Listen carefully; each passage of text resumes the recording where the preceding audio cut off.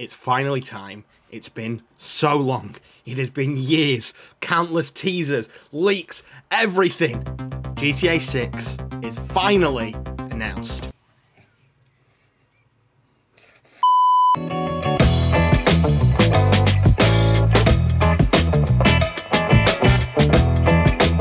Okay, it's my own fault. I had my expectations too high, but the PlayStation Showcase is supposed to mean something. Using the word showcase is supposed to mean something more important than just an average state of play. And don't get me wrong, this probably had way more announcements than your average state of play. I mean, especially with the length in total. But for the most part, this was a gigantic disappointment, mainly because of expectation rather than the actual delivery of the product. Looking back at all the games that I predicted just a few days ago, we got a hell of a lot of them. Don't get me wrong, a lot of the pipe dream ones didn't happen.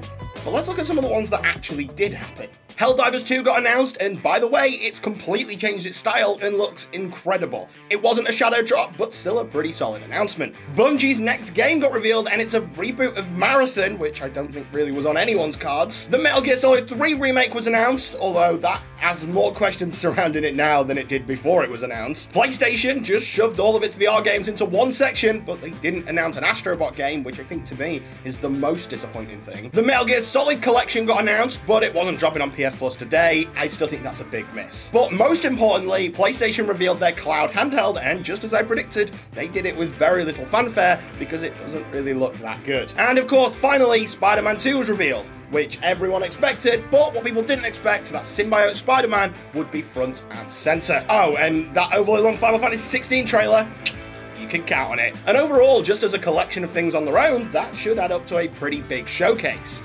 I still think we were expecting so much more. Let's take a look at some of the games that we actually did get in the showcase, and have a look at how little they actually showed of those titles. For example, Fair Games, which is the brand new game from Jade Raymond's Haven Studios. This is a huge title, and PlayStation kicked off with it, but it was a purely CGI trailer. I could tell you practically nothing about this game, because all we got was a kind of Watch Dogs Payday hybrid, and we know that it's a heist game, and that's pretty much it. No gameplay, no nothing. If PlayStation are so confident in the future of multiplayer games, why is this the way that they're revealing one of their biggest AAA titles? And I mean, that's not the only big AAA multiplayer game that we only saw a CGI trailer for. Let's look at Marathon, which is Bungie's next game, and also not a PlayStation exclusive. It's a revival of a classic IP, so we have some idea what it is, but this is an extraction shooter. I did not get that vibe from that trailer, and that trailer did nothing to tell me what the vibe actually should be. Then we have Concord, another big game from another AAA PlayStation-owned studio. Once again, a PvP multiplayer game.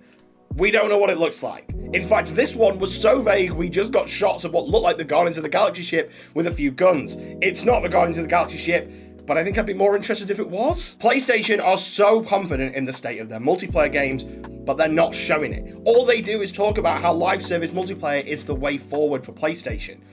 So why not be confident in that? Where this showcase did particularly shine though is the indie games, and although Ghost Runner really isn't an indie game, it was by far a standout. You look at Never, you look at the new game from the creators of Journey, all of these games looked fantastic and really did help to build around that showcase.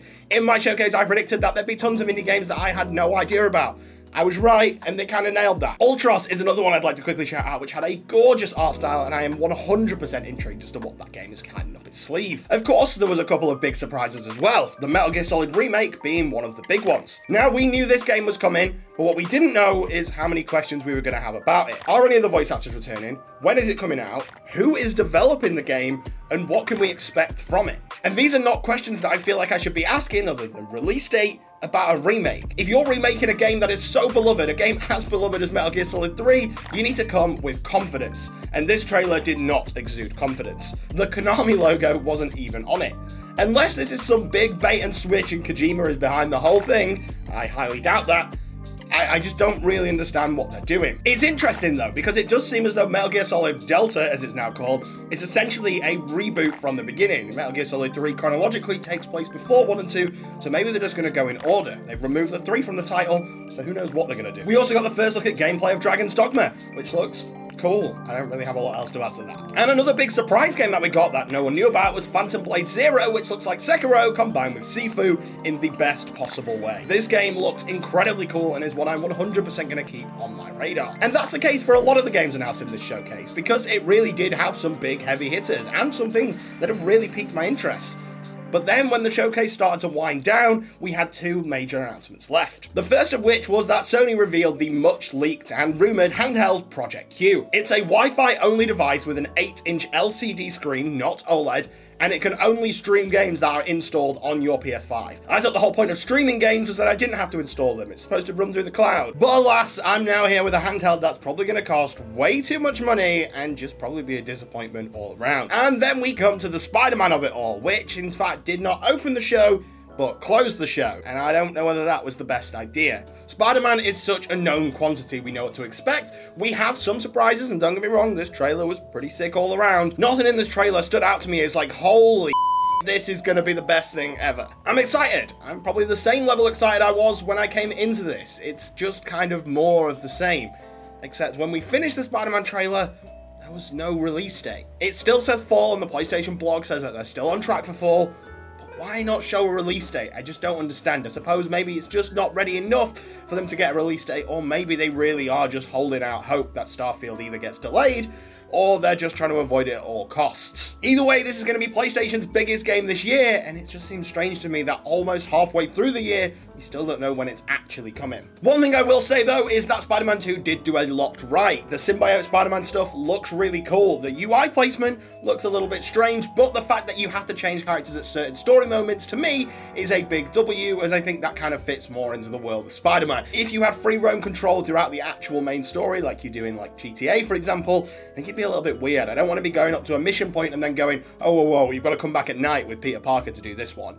I hope that's not how it is. By the looks of it, you change at certain moments. And Kraven looks cool. A little bit weird that we didn't see any actual Venom stuff, but symbiote Spider-Man, I suppose, is enough to feed the masses for a while anyway. But not getting a Spider-Man release date is just the first of many questions that the PlayStation Showcase left us with. What are Team Asobi working on? Where is Last of Us Factions? Who is developing Metal Gear Solid Remake? What is Cory Balrog working on? Where are all these games that PlayStation are so confident in, supposedly? Where's Bloodborne? Where's the God of War Ragnarok PC port? Where's Ghost of Tsushima 2? Where are all these major single-player games that PlayStation has built its entire foundation on? And not only that, let's say, look, fine, PlayStation want to go into the multiplayer era. They're pushing forward the multiplayer genre in a way that we haven't seen anyone do before. Well, then show us. Don't just show us CGI trailers. Show us actual gameplay, something that actually matters.